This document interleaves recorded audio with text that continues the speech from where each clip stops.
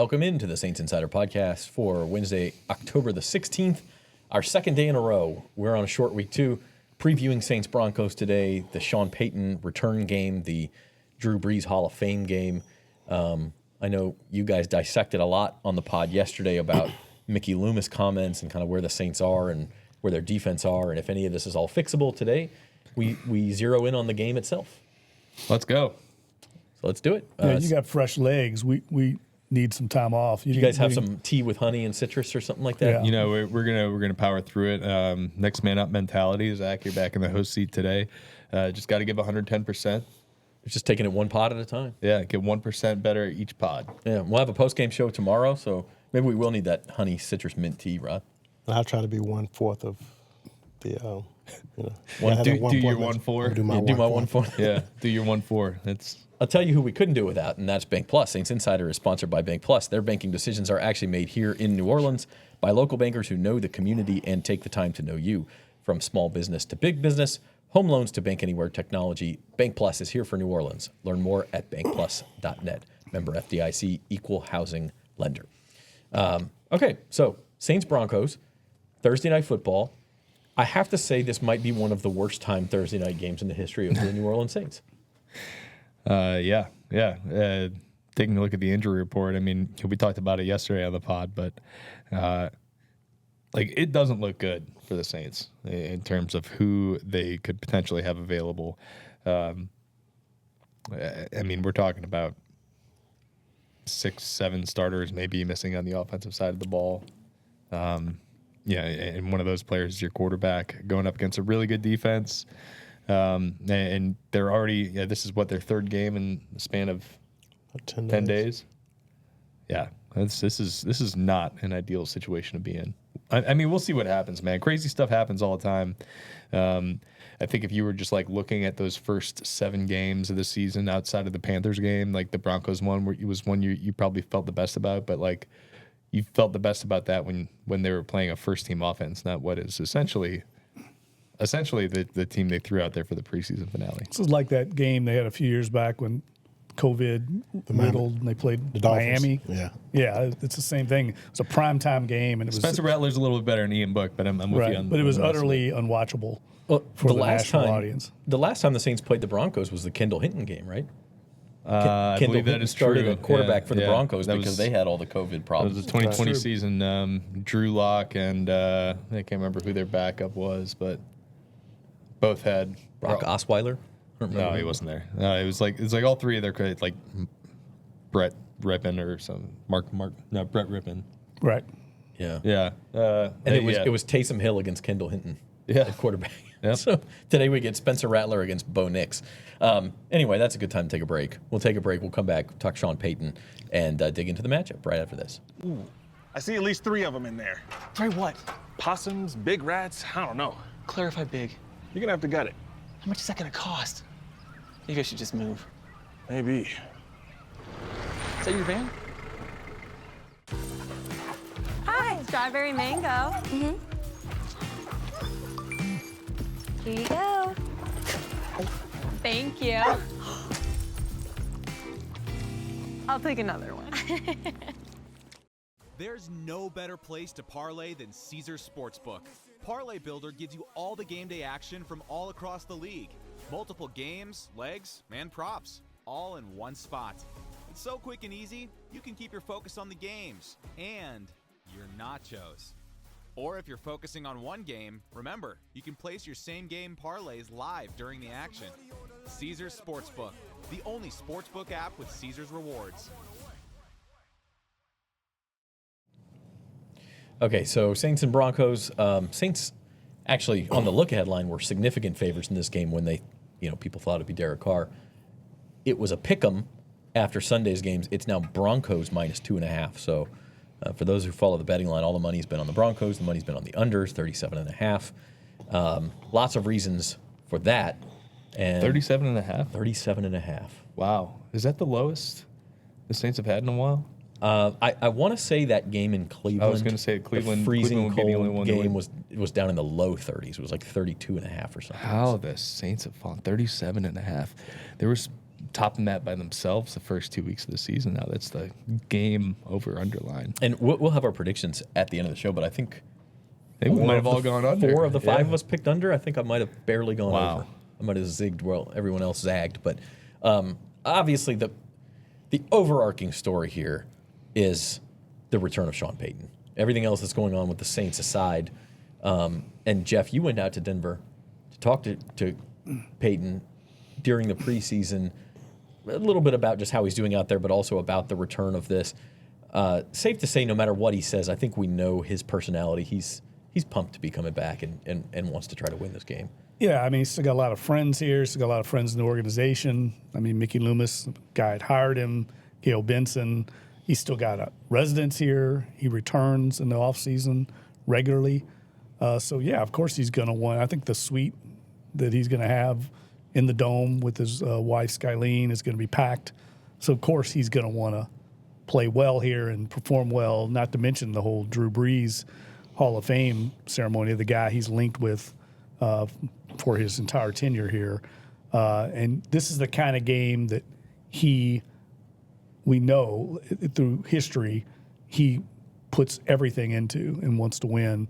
But I think I would say that both teams coming off of bad losses, it does kind of push. I mean, DeMario Davis talked about yesterday. It does kind of push that narrative to the back burner a little bit because the Saints are dealing with a crisis of their own, on the field, and same with Payton to some degree. So there's just so many connections.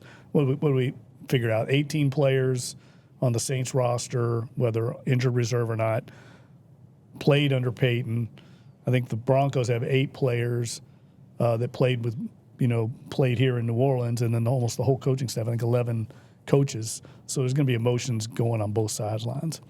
I kind of wish this game had a little bit more time to build up. Yeah. Because it feels kind of rushed this week. You only got 4 days, and I know DA sort of downplayed the significance of it being him against Sean, and rightfully so. I mean, this team has a lot of things they need to fix. They can't really be worrying about the outside stuff like that right now.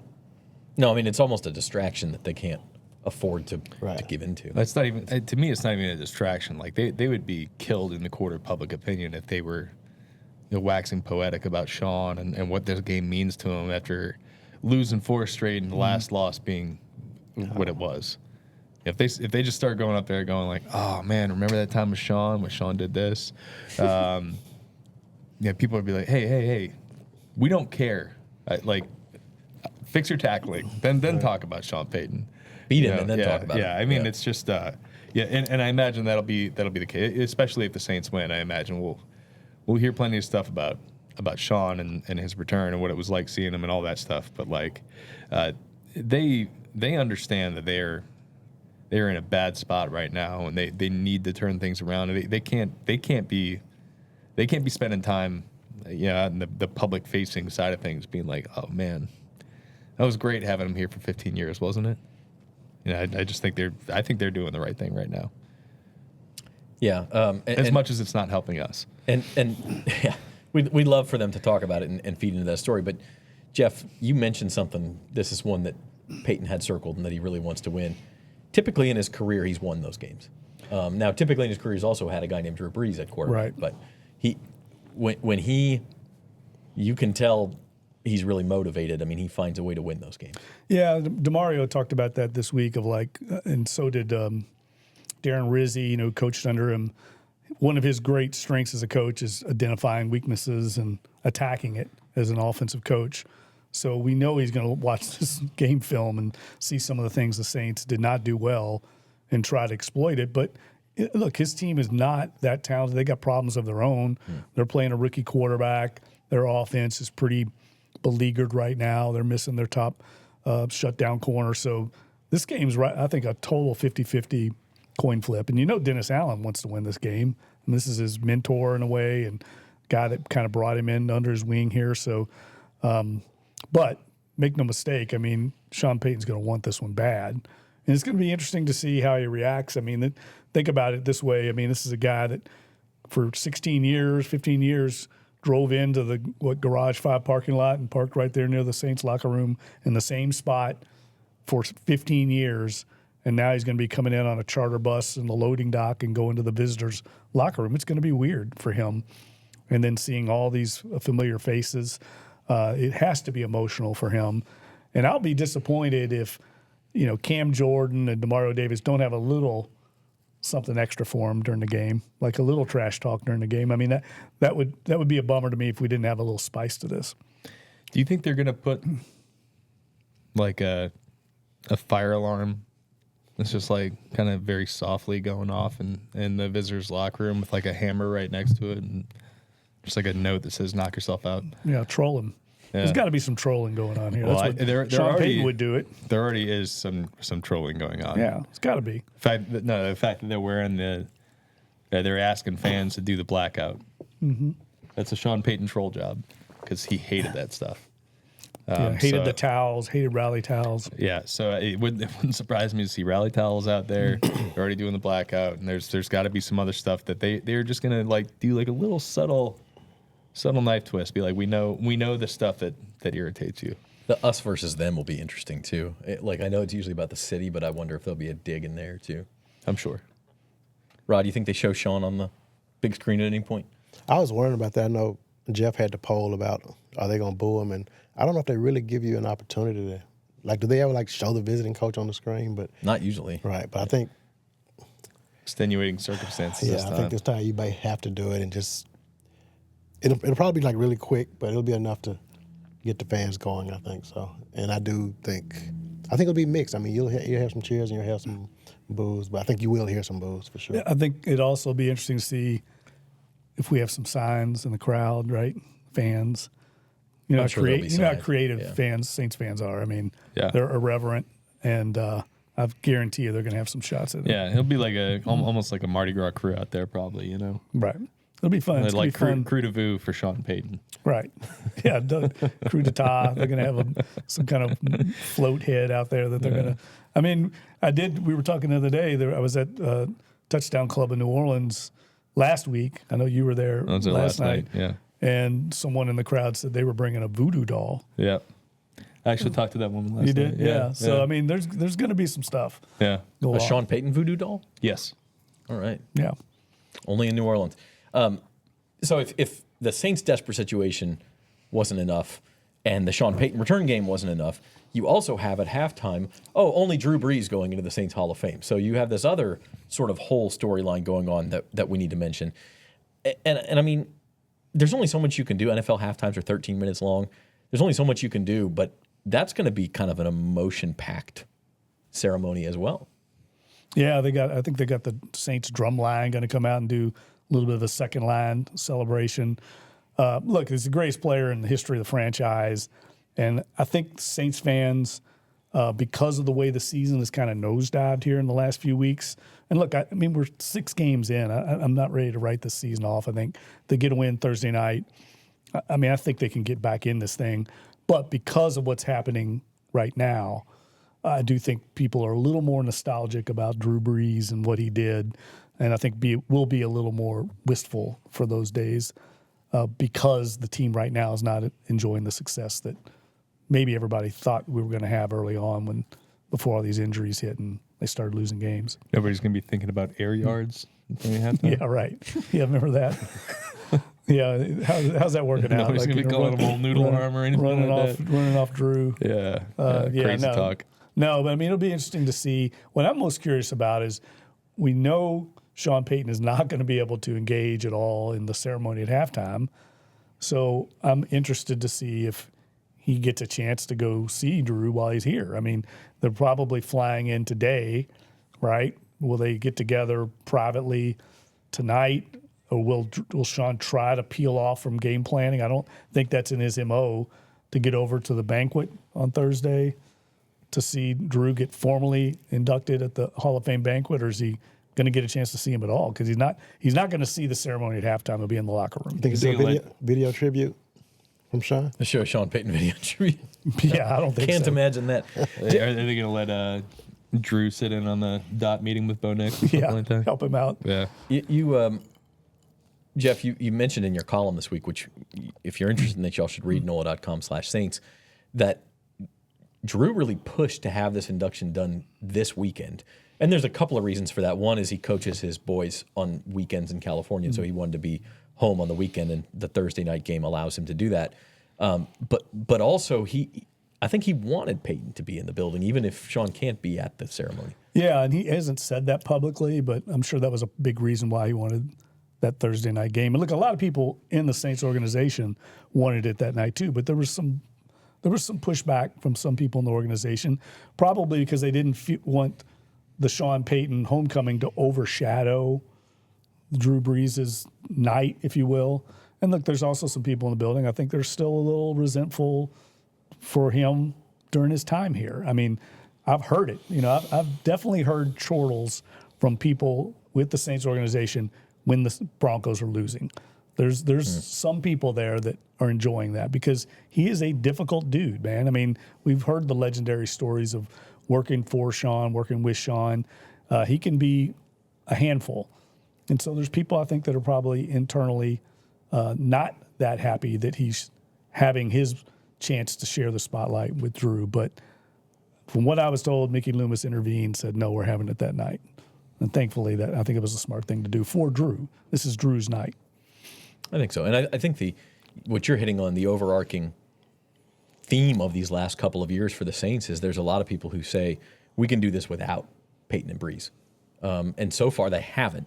But now, Rod, we're kind of in this, and this is a good spot to kind of transition into the game. We're into this crisis moment for the Saints without Payton and Brees. And oh, by the way, who's going to be in the building on Thursday night? It's all kind of coming to a head here. Yeah, it's just crazy how the stars align for this to happen, and especially for the Saints to be coming off such a bad loss on Sunday. It's just kind of the perfect storm, I guess, would be a good way to describe it. But so I think this makes this. I mean, it's not a must. I mean, if the Saints lose this game, the season's not gone. But it kind of feels like a must game for this team for me. It's one of those games you're going to remember, I feel like, either way. When you look back on the Dennis Allen era, whether this is the beginning of the end or it's the beginning of a turnaround, I mean, this feels like it may be the night. So we're going to dig into the matchup. You're watching the Saints Insider podcast for Wednesday, October 16th. If you're enjoying the content, please consider hitting the like button, subscribe to the channel, share with your friends, sign up for notifications. Leave your comments about how you feel about the return of Sean Payton. All of that good stuff. Okay, a couple of housekeeping things to get to, and then we'll begin our breakdown of the game. Let's take our second break, and we'll be back right after this.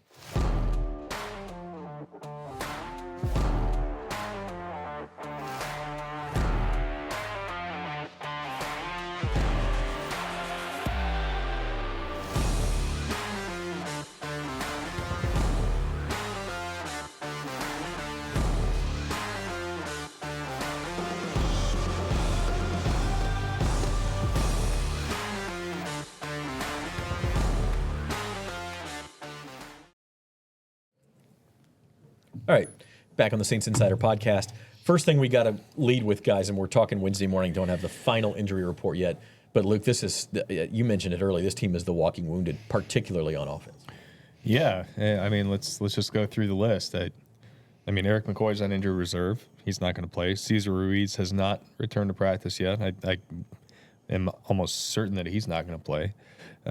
Lucas Patrick was limited yesterday. He was questionable last week. I think there's a decent chance he plays, but I think Lucas Patrick is still, like, all things considered, probably your fourth best offensive lineman on this team. So Taysom Hill probably going to be questionable. Derek Carr obviously not going to play.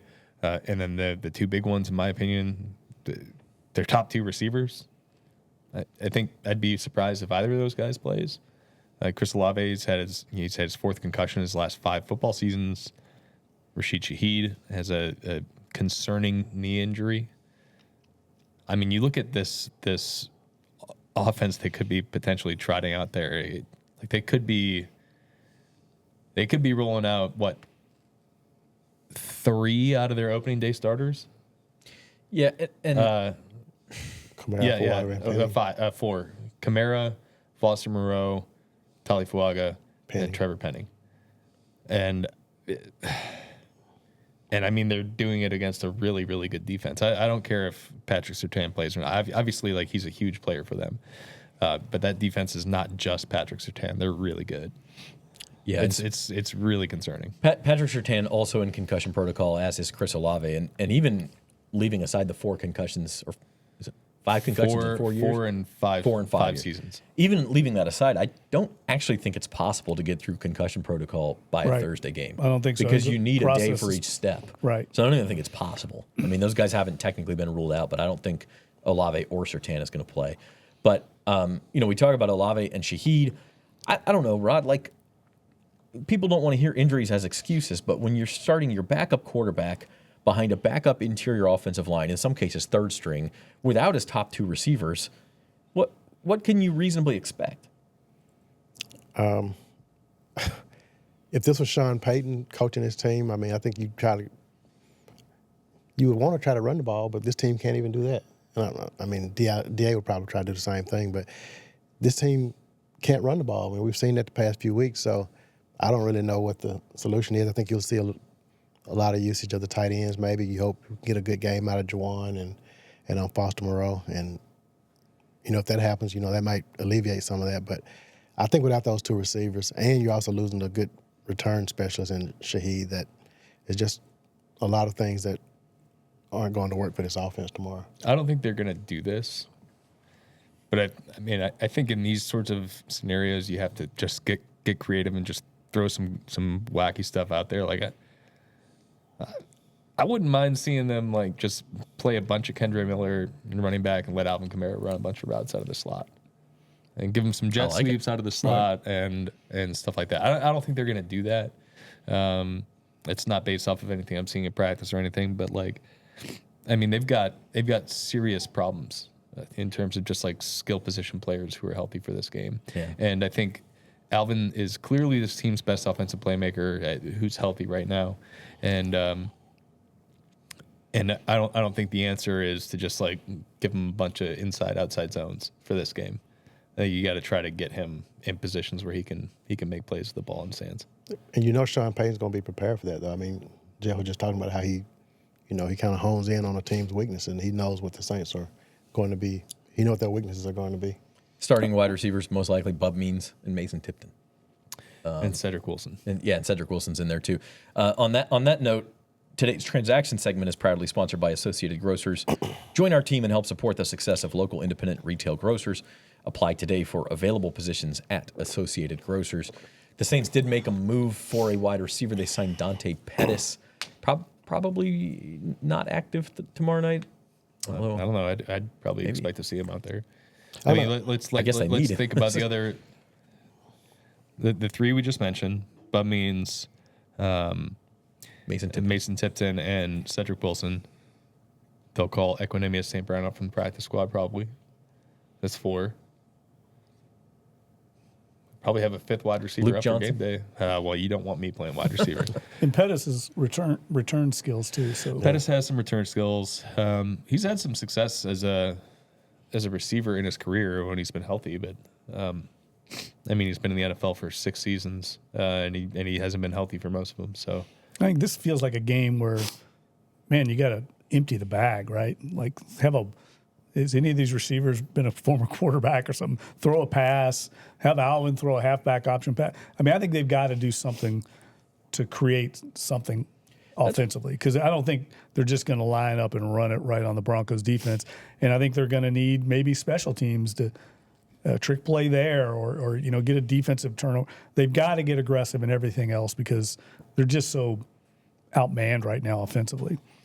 Saints fans, Associated Grocers is hiring. If you're looking to join a team dedicated to supporting independent retail grocers, apply today. Your future starts here. So let's dig right into when the Saints have the ball, as you're mentioning, Jeff. Like, to me, what you're talking about screams Taysom Hill. Now, what we don't know is whether he's going to be able to play and if he's going to be anything near 100%.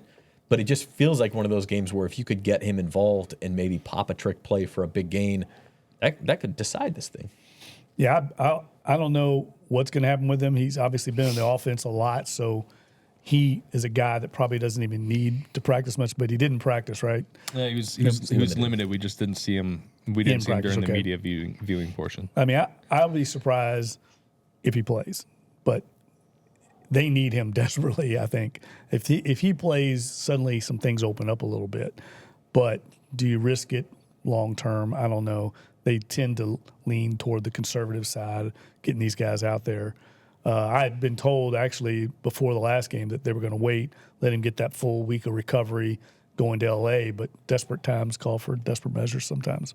Yeah, and these are desperate times. Spencer Rattler starting. Rod, I don't like. Again, we talk about whether we're more or less optimistic about Rattler on yesterday's show. I think he was okay. He showed you can win games, but this is a tough spot. Yeah, it's a tough spot, especially going against his defense. And I think the things that you saw in the second half of the Buccaneers game is the way they contained him. I think you'll see Denver doing the same thing, and they're not going to let him do all this rolling out that he was able to do in the first half of that Tampa Bay game. So I just think they have some film. Sean Payton has enough film on him now to know what they need to do to slow him down, and I think they'll take advantage of it. Yeah, and that leads me right in. Luke, you were looking up some stats on Denver's defense. And yes, the Saints catch a break. Pat Surtain is probably going to be out. And he's probably the funny thing about this is he's the only Broncos defender most people know about. But they've been Riley able Moss, to. he's a big Riley Okay, Moss guy. sure. Well, okay. The Right. the white cornerback, Riley Moss. But seriously, Luke, I mean, it doesn't matter the names on the jerseys. Vance Joseph's put together a really good season so far. Yeah, no matter which way you slice it. All right, if you like traditional numbers, they're number 4 in the NFL in scoring defense, 16 points per game, number 4 in total defense. If you like the advanced numbers, they are really good in those. Number 3 in total defensive EPA per play, expected points added per play. I think it's like negative 0.21 per play. Number 2 in pass defense EPA per play. Number 8 in run defense EPA per play. Number 3 in the NFL in pressures, 93. They're 2 off the NFL lead there. I think Minnesota's number 1 in that. Number 2 in pressure percentage. Number 1 in blitz rate. 45% of the time they're blitzing. I think we could probably expect that to be a little bit higher this week with a rookie quarterback. Number 2 in the amount of running plays that they stuff for no gain or loss of yards, 25% of the time. They're really good, man. And those numbers are not all, like, that's not all the product of one all-pro corner, who's a very good player. Pat Surtain is maybe maybe the best corner in the NFL right now, playing at an extremely high level. That is a well-coached defense. Same defense, by the way, a defensive coordinator, a lot of the same players that gave up 70 to Miami last year. Really, since then, they've played a lot better, and this year they've just turned it all the way up. They went the Buccaneers offense that just put up 50 points against the Saints. They shut those guys out. Not shut them out. They shut them down. Yeah. They're really good. And like this would have been a challenge for the Saints with a fully healthy roster. For the Saints team that has backups everywhere, including at quarterback, I'm having a hard time seeing how they're going to get the ball going against these guys. I just think you mentioned the EPA per play numbers, which is really a measure of explosive plays, right? Like you just not getting explosives against these guys, and you look at the Saints skill players, where are those explosives coming from? And so that leaves one way to do it, and that's put together some long drives. So can Spencer Rattler avoid mistakes? Can they block enough to get the running game going at least a little bit so that you can get 5 and 6 yard plays and matriculate down the field? To me, that's your solution, but I just don't know how likely that is. Yeah, I think to me it's more like this is going to be a huge field position game. Like Darren Rizzi has to be on his A game for this one because I just don't think they're going to put a lot of 70, 80 yard drives together. No. I think they're going to have kind of like last week's game, where they forced some turnovers and got their offense a short field, kind of got their offense going in that way. I think that's going to have to be again the case this week. And look, if there's one thing the Saints defense has done well this year, consistently every week, is forcing turnovers. I think they've forced one in every single game so far this year. So that is something that I think you can reasonably count on. Oddly enough, even though turnovers are kind of a volatile statistic, especially going up against a rookie quarterback like Bo Nix. I know we're going to get into when Denver has the ball, but like I think to me, like they are going to have to play an extremely complimentary game to have like their opportunity to win this one. Yeah, and I think Rattler And I'm sure Dennis Allen is telling him, this is a game where do not take chances. Like, this needs to be a very conservative game plan, I think. Both sides will probably be that way because turnovers are going to be huge in a game like this. With both offenses kind of struggling, Rattler cannot, even though I know he's a confident guy and he wants to play loose, I think in a game like this, err on the side of caution because a turnover against that defense is going to, swing this kind of game. I think it's going to be one of those low-scoring games, and whichever team doesn't beat themselves will probably win. Yeah.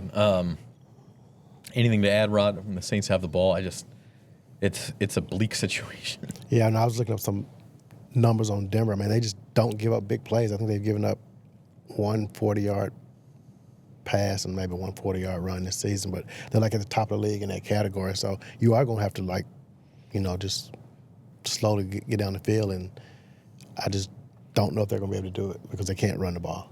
If they can somehow run the ball, if Taysom comes back, that definitely changes things. And I do think Kendre Miller will get a lot of because we haven't seen him at all this season. So I think this will be a good game for him to, to add something to the running game that struggled so much this past few weeks. Yeah, that'll be interesting. I mean, if I put the over-under at 10-plus yard plays at, I don't know, 3.5, do the Saints get 4 10-plus yard plays? Yeah. Yeah, they could do that. Yeah. For sure.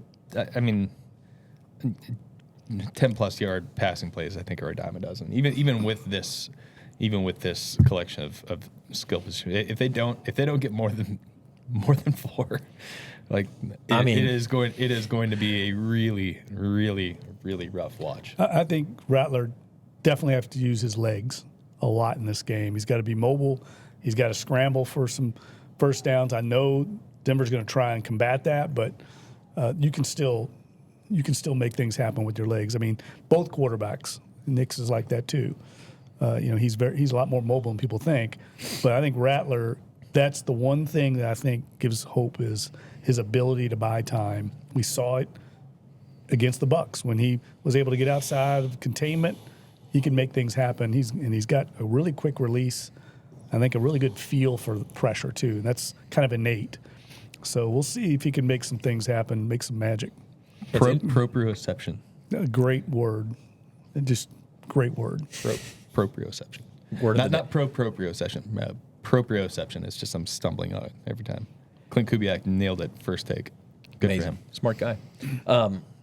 I will say this. I think maybe my biggest criticism of Rattler on Sunday was that there were open receivers, especially in the first half. It seemed like several times there were open receivers, and he wasn't seeing them, and he was tucking and running or just dumping the ball off before he really gave the play the chance to develop.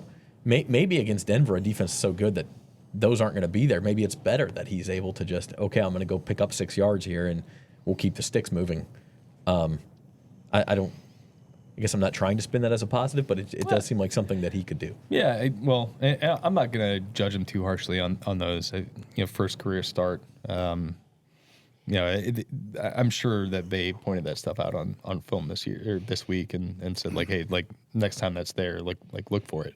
Next time Dallin Holker is running wide open in the end zone, he's got his hand waving, see him make the throw. I'm not really too concerned about that stuff. I think he still showed a great deal of poise in his debut. I think that was really impressive and gives me just the kind of hope that he can continue kind of making steps, even if this week, I don't think it's reasonable to expect him to go out there and throw for 350 and 3 touchdowns and look like an all-pro. I don't get the sense that the game is too big for him, and if he's got to take some of those short gimme plays just to kind of keep the chains moving, stay in positive down and distance situations, I think I feel comfortable with him doing that. Okay, so moving to when the Broncos have the ball. Bo Nix is the quarterback on the other side, rookie quarterback. Saints have done very well against rookie starters, 10-3 over the last 5 seasons, including, I think, 4-1 last year. They get Bryce Young twice in there. That helps. Yeah, Bryce Young and Tyson Bagent. That's Tommy DeVito was the other one. So yeah, not exactly murderer's row. But they have done pretty well. Now, if you go back to the last year Payton was here, they beat Zach Wilson and Mac Jones. The losses are to Jalen Hurts, C.J. Stroud, and Kenny Pickett are the 3 rookie quarterbacks who beat him. Oh, that Pittsburgh game was rough. So, I don't know if that's really you say that stat and say, oh, they do really well against rookie quarterbacks. Where does Bo Nix fit in that mix? Do you guys see him as a potential future star? Is he just sort of a struggling rookie? Jeff, I know. Yeah, I'm gonna let Dunk take that because Dunk was telling me before the year, like, I'm not sure if I'm gonna get Bo Nix for my fantasy team. Payton was really high. He got drafted before I could take him, but that was by Pat Forty, who's a Broncos fan. So, in our fantasy league. But look, I don't think it's way too early to say, right? I mean, it's 6 games into his career right now, and they don't have really any playmakers Denver wise. Speaking of Denver, that the Saints, I think, really have to fear. Cortland Sutton's their number 1. He's probably best suited to be a number 2 receiver. They're cycling through running backs right now. I heard Payton this week say he wants to see more of the rookie, Audric Estime. So I think the Saints will see a lot more of him. They have a big receiver, I think it's Devon Valet is his name, who Payton told me in August he compared him to like Marcus Colston, got some qualities, big guy. I think he's like 6'5". So I think we'll see more of him as well. I think what's happening is he's deciding I've got to get some playmakers around this quarterback and give us a chance to evaluate him because right now the guys that they had aren't getting it done. I think Troy Franklin's starting to play a little more of the receiver as well. He had the big touchdown drop, right? Was that Troy Franklin who had the drop? Right, yeah. I mean, when I've watched Nix, I think he's making good decisions. I think he knows what to do, but I just think it's kind of a slog right now offensively. Like he threw a pass on the first series last week against the Chargers just off the hands of his receiver, and it was kind of like the Baker Mayfield pick, deflected right into the hands of the safety. He runs it back, and they're down 7-0, 10-0 right away in that game. And if you watch the Chargers, I mean, this is another team. I know we'll see them in a week. But their defense is playing very well right now. I think they're up there, Rod, around the fewest explosive plays allowed too. So back-to-back, really 3 in a row for Spencer Rattler defenses that are going to be difficult. But Denver's might be the best of all. So I don't know about Nix. I think the Saints can contain this offense very easily because of the lack of perimeter playmakers. And the offensive line for the Broncos is a little sporadic. I mean, I don't think there's any dominance there. I don't know how they're going to run the ball, even though the Saints are struggling running. I think the Saints defense after last week, if they don't rise up and show some pride and get back to what they were, I'll be shocked if they don't come out and play with an A game and some attitude. Well, that's kind of where I was going next. It's like you can say, okay, it's Bo Nix, Broncos skill position players. They've struggled on offense. And you guys talked about this a lot yesterday, Rod, but this defense right now doesn't look like they could stop anybody. They don't. I mean, 32nd in the NFL. Sean Tucker was just named the NFC Player of the Week. I think he just Player of the Week. Yeah, and he had like 80 career yards from scrimmage before that game. He like more than doubled his career, or I guess tripled his career yards total in one game. No truth to the rumor. He just scored another touchdown right now. But yeah, seeing the Saints dead last in the NFL, I mean, none of us saw that coming, and that's not what a Dennis Allen team is supposed to be like. And here they are trying to climb from the bottom, and so they'll have to play better. And this is the kind of offense that you can play better against. I mean, because they don't have a lot of weapons, and I feel like this is. We'll get to the predictions later, but I mean, I do think this is going to be a game where you're watching two offenses that both might really, really struggle. So you see a bounce back from this defense also? You can't do it. You can't be worse. You can't be worse than you were Sunday. So there'll be some bounce back for sure. But if you give up 400 to Denver, I guess that's better. But that still doesn't. You can't be giving up 400 yards in this game either. I think for me, the key is some of these pressures that they've been getting on quarterbacks in recent weeks have to turn into sacks this week. Like, I think this could be a game that they sack Bo Nix 5-6 times, because like they have had the opportunities each of the last 2 weeks to get the quarterback down for a number of sacks, and they couldn't do it. And I mean, it's on everybody. It's Carl Granderson missed one, Alontae Taylor missed one. You know, they got to get it done this week. And I think, especially with this quarterback, I think at times you've seen him really just start to bail on otherwise clean-looking pockets because he feels the pressure. If you can like heat him up, I think you could really you could see the bounce back effort for this team because he starts playing a little out of whack after you do that. This would be the worst quarterback they've played since week one. Yeah. You make an argument in that one, but no, yeah. Bryce, I mean, Since Bryce, I mean, they've played some pretty good quarterbacks, so it gets a little easier, I think, this game. that's true. Jeff, you mentioned Payton loves to attack teams' weaknesses. Where do you see him attacking this defense besides everywhere? I think Dennis Allen even said as much. I mean, there's going to be a lot of check downs to the backs and the flats until the Saints show they can come up and make those tackles in the open field. You attack there. You attack the second level right now with the tight ends. I know that the Broncos don't really have a strong tight end. Adam Troutman's their number one tight end. Come on, man, Adam Troutman. But, I mean, they're definitely going to – I think that's where their strength is going to be, dumping it off to the backs and seeing if they can exploit some of the same things we've seen happen. And then, you know, he's going to take his shots. He always does. And they've got speed. That's one thing. Mims is fast. Franklin's fast. So they can get over the top. But he knows this team so well. I mean, he knows Marshawn Lattimore. He drafted him. So, like, he's going to know where to attack. And it's not going to be Marshawn Lattimore.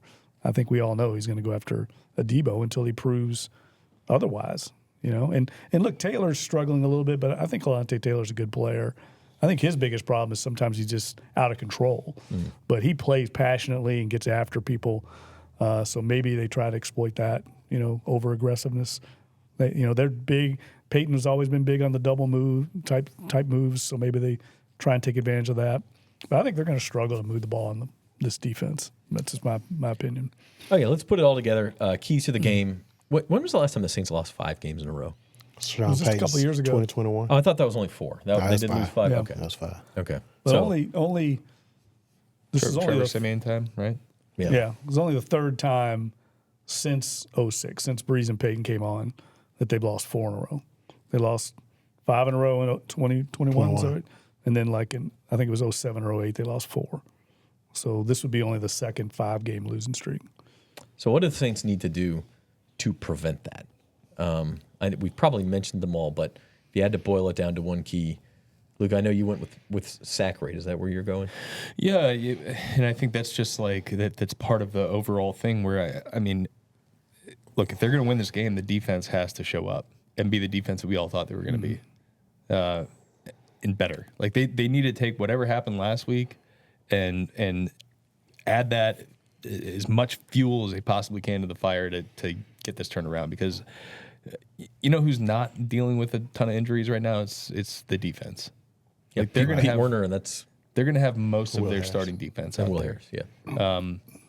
And sure, some of those guys are maybe limited compared to what they typically are. They're at their highest level, but like those guys need to come out and perform, because look, the offense is not going to go out and put up 30 points this week. It's just not going to happen with the amount of injuries they're dealing with the opponent they're facing.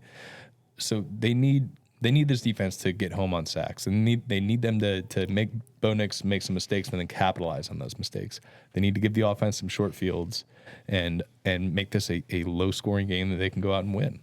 It's to me, that is the only way that they come out of this game with a win. And you know, how sweet would it be if you're talking about playing your old coach who set all these offensive records here in New Orleans, and to go out and hold them without a touchdown or something like that. I mean, that to me would be, that's the way you win this game. That would be, maybe give you some good vibes moving forward. Like remember the game? I think Payton had COVID. DA stepped in as head coach down in 9-0. Tampa. Yeah. It needs to be that kind of game. Trevor Siemian was quarterback, right? I don't know about that, but they went down to Tampa and beat the Bucks 9-0. Yeah. Totally dominated Tom Brady, shut him out. It's got to be that kind of effort. And I think this defense has enough pride.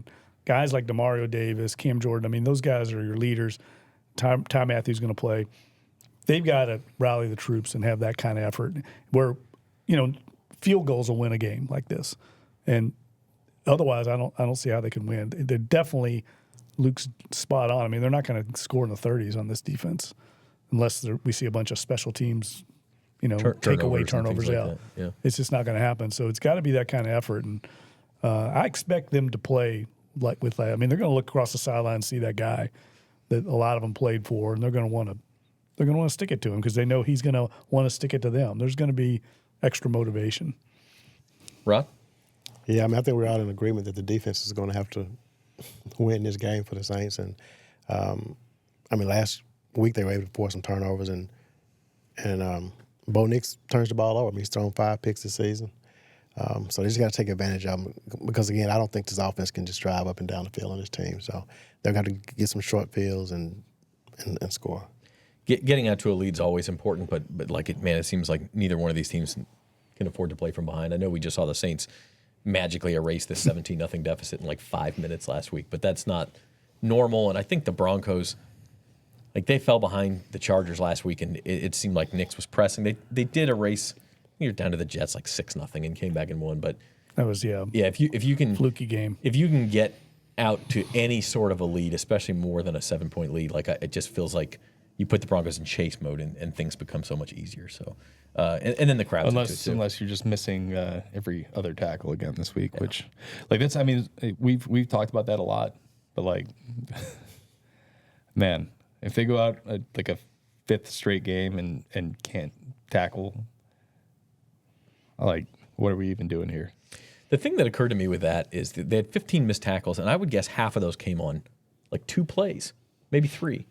I mean, they're running plays. It seemed like they come up in bunches where one guy misses a tackle and the next guy didn't expect to have to be in the play or something, and then he's not in position. I don't know what the deal is, but it looked like a blooper reel. Yeah, it was. There were 3 or 4 plays that were just really, really bad.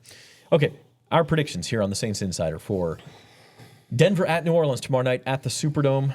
It's on Amazon Prime. If you don't know how to do that, call our copy desk. No, don't do that. No, please do. I love that. Call your son or something. No. Call Jason Yates at the Advocate Sports Desk. 225. Yeah, it's on Amazon Prime. 388 something. I don't even know what it is. You have to look it up. But it's on Amazon Prime. So don't expect to see it on cable. Let's start with our predictions. Matt Paris, who's not here today. He went optimistic. He's got the Saints winning this one 19-13.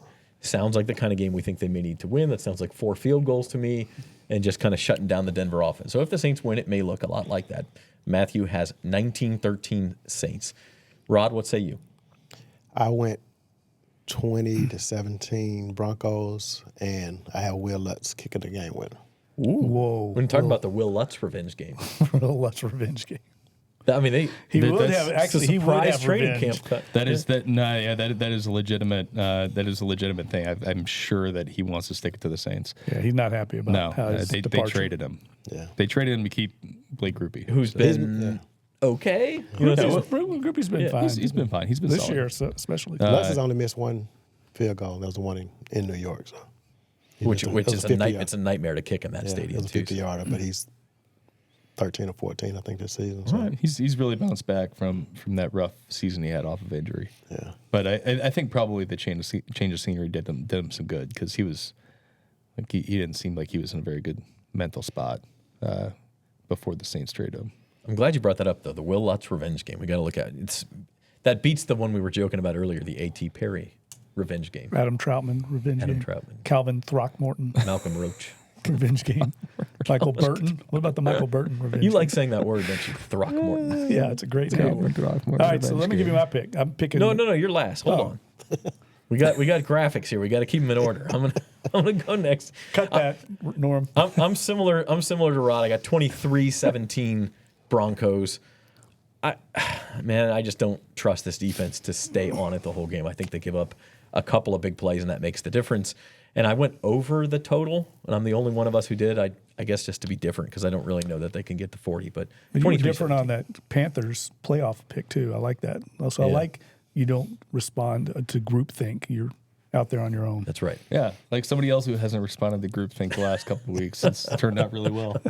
Didn't you pick the Saints to beat the Chiefs and then the Bucks? Yeah. That's really good about that. Just making sure. Also picked it to be a low-scoring game. All right. Defensive domination. So right now we got 2 Broncos picks, 1 Saints pick. Luke? I'm taking the Broncos 19-16. And mainly that's just because I have no idea how this offense is going to move the ball against these guys. Like, they're really good, and I think the Saints have potential to be a really good offense, but like, they're playing their second team offense right now. So it's this is just it's really hard for me to see just a path for this. Like, they're going to have to get like a defensive touchdown or a lot of turnovers or just like a dominant defensive effort, which, like, how can you watch what's transpired the last couple of weeks and say that's going to happen? So yeah, I'm still picking against the Saints until they get some of their guys back. All right. So that's 3 for the Broncos and 1 for the Saints. Surely Jeff Duncan, who has picked the Saints incorrectly 3 straight weeks, would not go back to that well. I'm waving the flag, baby. I'm still on board. And look, here, you said a defensive touchdown. I'm going to take you one further. I'm going to tell you exactly how the Saints are going to score a defensive touchdown. They're going to blindside Nix with one of those Alante Taylor blitzes. He's going to catch him from the blind side. He's going to fumble. They're going to scoop and score. Crowd's going to be going crazy. Colin Saunders. He's Yeah, gotta maybe be one. Colin Saunders. Maybe Chase Young. He'll do something for once and pick it up and run it in. But that's how they're going to win. They're going to win with the scoop and score, get the lead, and then force Nix into catch-up mode. I love it. I love the Saints this week. Love them. right. Chase Young still has some time to get to 15, right, Rod? It does, man. What are we on now? Yeah, did he say 1.5, I think. 1.5, okay. Yeah. I don't know if it was a half or 1.5. He needs to average like 1.2 sacks per week now, something like that, more than 1 a week. Maybe we'll get there.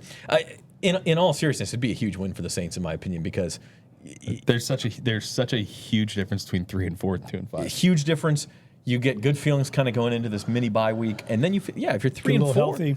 It's not like this is a daunting 2-game road trip they have coming up. The Chargers they're good, but they're not one of the NFL's best. Chargers are like the AFC Saints. Yeah, and Yeah, it's a very well put. 50-50 And then you have the Panthers after that. Like, you could see yourself 5 and 4, getting some of these pieces back off of injury, coming back home. Like, there is a pathway, but it's got to start with a win this week.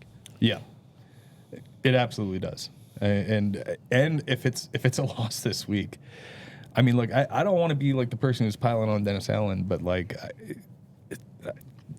that's going to be really loud this week if they lose to the Denver. Even considering all the stuff that is challenging them this week via injuries and all the other stuff, it's going to be tough to be Dennis Allen around here if he loses this game, Especially if the defense plays bad. I think, I mean, the defense plays like they played last week. You just, Yeah, I mean- I think how this team plays Thursday night, regardless of win or lose, how they play is going to say a lot about Dennis Allen's direction of this team, how much of a grip he's got on this team. If they bring it and they just lose 13-12 or something, but they bring it and it's one of those games, I'll feel okay. But if they lay down again the way they did in that Bucs game, I think it's going to maybe the writing's on the wall there. How they play is going to be important for me to watch. Right. We said really from the time the schedule came out with how difficult it started, man, if they're 2 and 4 going into that Broncos game, the heat is going to be on. Of course, we didn't know about all the injuries, but here we are. The heat's on. The heat's on the Saints, and so we'll see what happens. We'll have a post-game show for you on the Saints Insider podcast feed about 20 minutes after the game tomorrow night, so stay up with us. Until then, Norman Bell is our producer. For Rod Walker, Luke Johnson, and Jeff Duncan, I'm Zach Ewing. Thanks for watching the Saints Insider.